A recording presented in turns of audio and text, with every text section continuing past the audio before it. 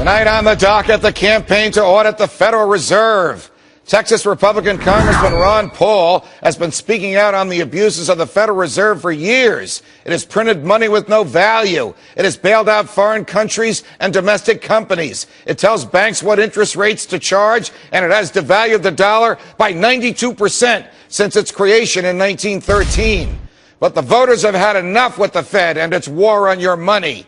That's partly why Republicans took back the House last November, and that's why at long last, the outspoken Fed critic, Congressman Paul himself, will now head the House Financial Services Subcommittee on Domestic Monetary Policy. In time, he will shine a light on all the games the Federal Reserve plays with your money, keeping in mind what one of the greatest defenders of liberty, Thomas Jefferson, said.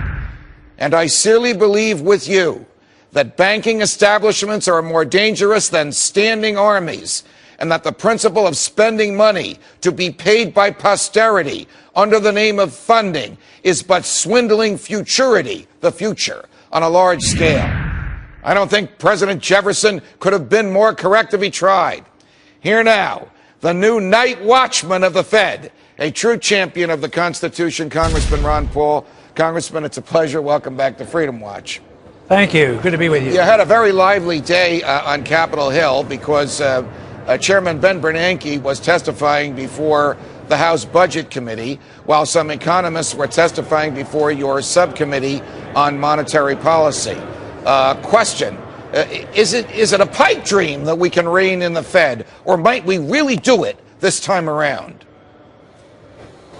Well, I think that's up in the air. I don't know the answer to that. I know that we're going to be determined to try, but I also know and recognize the power of the Fed. I mean, they were able to really diminish the effort last year. We did get some information, but not as much as we want.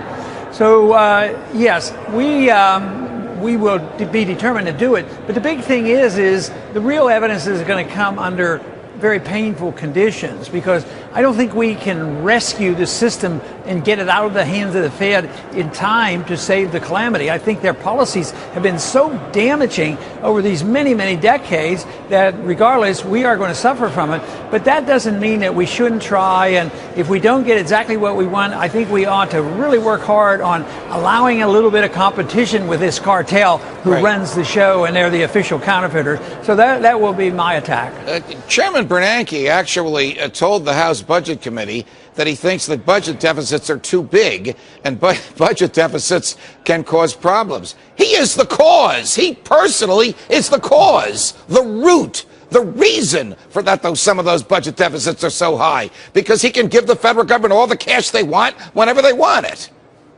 And that's a bit of a moral hazard, because, you know, big government conservatives and big government liberals get together and they spend money, and he takes care of it and keeps the interest rates low, so we don't get the signal that we're, draining the market of all the cash. But, you know, just think of the amount he spends. He spends more money in a year than we do.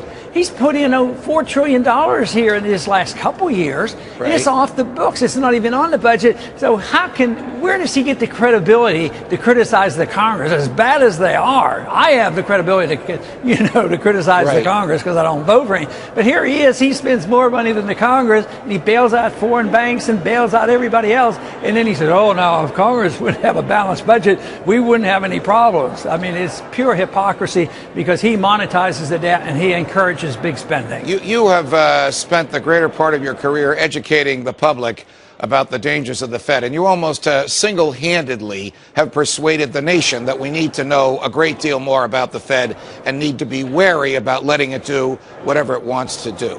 But you're not going to be able, most respectfully, to persuade Ben Bernanke to cough up his books on the basis of your persuasion. You're going to have to use the tools available to you as a member of Congress, and now, happily, as chairman of the House Subcommittee on Domestic Monetary Policy, to force him to open those books. Can you do that? Yeah. Well, I don't know, because, you know, last year they used the law to try to force him under the Freedom of Information Act. And he just ignored it and goes to court and ties it up in court for years. Let's say we get a good law passed for transparency and auditing the Fed. He's going to take it to the courts. It'll be dragged out for a couple of years, and he can spend as much money as he wants because he prints it. So he has all the legal power to do it, and he will probably just ignore it. And unfortunately, historically, the courts have been very much in favor of central banks. Right. Sound money rarely gets protected by our courts. So I hate it'll sound like a pessimist, but everything that we do, I think, is valuable because it's telling the people what's going on. They have to direct their attention. Today, we tried to tie the Federal Reserve to unemployment, which I think is an easy connection to make. And then if and when that time comes when we need to have a sound monetary system, knowledge to the people is what is important. Jefferson knew this, and the people knew what to do then, and Andrew Jackson knew about it.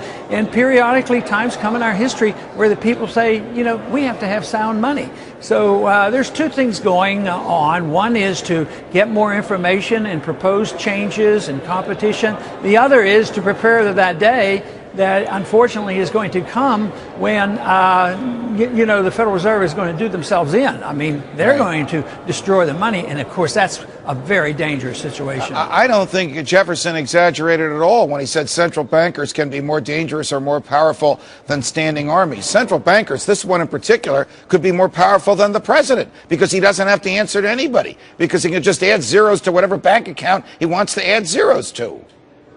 So he's more powerful than the president, and I just mentioned he's more powerful than the Congress. So a few years ago when I would say that, oh, no, it's impossible. The president runs the world, you know, and he has the armies. Got it. But you point out that the control of the monetary system is most likely more powerful than even our president. Congressman Paul, it's a pleasure. Thanks very much for joining us. President